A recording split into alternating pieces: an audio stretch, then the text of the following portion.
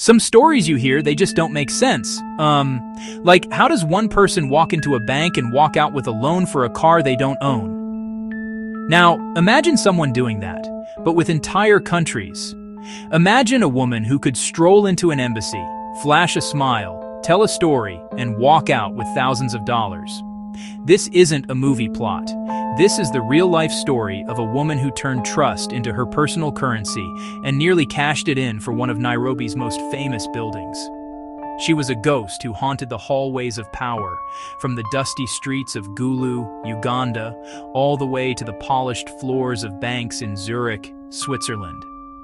This woman was a phantom, weaving a web of deception so intricate that it ensnared diplomats, politicians, and seasoned businessmen. She operated in a world where a handshake was a contract and a letterhead was gospel. She didn't need a weapon. Her words were sharper than any blade. She didn't need a getaway car. She had first-class airline tickets, often paid for by the very people she was about to defraud. So picture this. It's 1982. Nairobi is buzzing. The city is a hub of international activity. Money and power are flowing. And into this scene walks Grace Aluma. She doesn't sneak in. She makes an entrance. She arrives from Gulu, Uganda. She doesn't present herself as a refugee or a simple traveler. No, Grace Aluma arrives as a somebody. She tells everyone she's a high-flying uranium dealer. Not just any dealer. She's supposedly a secret operative, a broker working on covert deals for the United States government. It's a brilliant opening move. Uranium is mysterious, it's powerful, it's valuable. And America? That's the ultimate seal of approval. She looked the part, always draped in fine clothes, projecting immense wealth and untouchable authority. Her language was strong and confident, filled with jargon that makes people nod along. Once the doors were open, Grace Aluma didn't waste any time. Her list of victims grew at an alarming rate, a who's who of Nairobi's influential circles. It wasn't just small-time players. She aimed for the top. Fred Omido, Member of Parliament, convinced to part with a significant sum. In politics, access and opportunity are everything. Aluma presented herself as the ultimate source of both. She knew fear of missing out beat fear of being scammed. Her net was cast wide, even those who should have known better. Dr. Victor Johnson, senior diplomat at UNEP. She extracted $80,000 from him. Dr. Chief Olu Ibukun, high-ranking UNESCO official. He lost 300,000 Kenyan shillings. These were intelligent, worldly people, outmaneuvered. She identified pressure points, ambition, desire for security, maybe even a bit of greed, and she pressed down hard.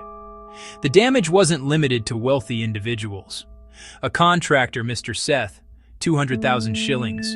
A travel agency, 120,000 shillings in unpaid tickets. Kenya Commercial Bank, a loss of 61,000 shillings. You'd think that after leaving a trail of financial destruction in Kenya, a person might lay low, maybe retire to a quiet beach somewhere. But that wasn't Grace Aluma's style. For her, Kenya was just the opening act. She took her show on the road to Europe. She didn't bother changing the script. Her first stop, diplomatic missions of her home region. She walked into the Kenyan High Commission in London, a place meant to represent and protect Kenyans abroad. She treated it like her personal ATM. Her confidence was her passport. At the London High Commission, she approached a Kenyan attaché. She spun a classic tale of frozen funds. She walked away with a $3,000 loan. She then convinced another woman at the commission to give her $800. Her promises were grand. She said she needed the cash for a critical transaction. She promised to repay them with a car, or with a much larger sum soon. Every great artist wants to create a masterpiece. For a con artist like Grace Aluma, that masterpiece wasn't a painting or a sculpture, it was a building. The bigger, the better. After conquering banks and embassies, she set her sights on her most ambitious target yet, the International Life House in Nairobi. This wasn't just any building, it was a landmark, a towering symbol of commerce and modernity on the city's skyline. For anyone living in Nairobi, the International Lifehouse was a fixture, a permanent and solid piece of the landscape. Owning it wasn't just a financial transaction, it was a statement of ultimate power. For Grace, it was the final frontier. Working with a team of associates, she entered into negotiations to purchase the entire building. The audacity is almost impossible to comprehend. This is like trying to buy the Eiffel Tower with a fake check. The building's owners were based in London, which added a layer of distance and complexity that Aluma expertly exploited. To legitimize the deal, a prominent Nairobi law firm, Kaminwa & Kaminwa, was brought in to handle the legal work.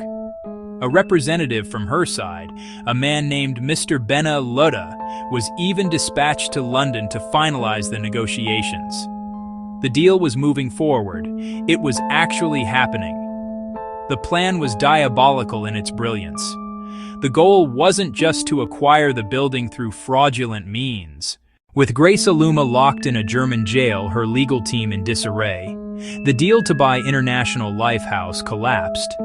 The music stopped. The grand performance was over. As the dust settled, the full, shocking extent of her activities began to surface. The story grew even more complex. Whispers and rumors started to fly. How could one woman operate so freely across so many international borders? How did she always know who to talk to, what to say? Some people started saying she wasn't just a con artist. They suggested she was a secret agent, perhaps working for a foreign intelligence agency. Bypass security charm her way into secure locations. These rumors were fueled by hints of shadowy connections. Linked to Libya, linked to Palestine, adding a geopolitical layer to the whole affair. Was she a freelancer? A spy? A fraudster with friends in very high and very dark places? This mystery only deepened her legend. It made people question everything. Was the uranium story a complete lie, or was it a cover for something even more serious? The lack of clear answers allowed speculation to run wild, transforming her from a simple criminal into a near-mythical figure of international intrigue. She was more than a con woman, she was an enigma. In the end, she was stopped. The International Lifehouse remained where it was, its ownership secure. But the victory felt hollow for the dozens of people and institutions left in her wake. The money was gone, lives were disrupted, careers were damaged, trust was broken. The story of Grace Aluma serves as a chilling lesson in the psychology of deception, charm, confidence. A few pieces of fancy paper dismantle the defenses of even the most intelligent and powerful people. It's a study in how desperately we want to believe in a good story, especially one that promises us a piece of the treasure.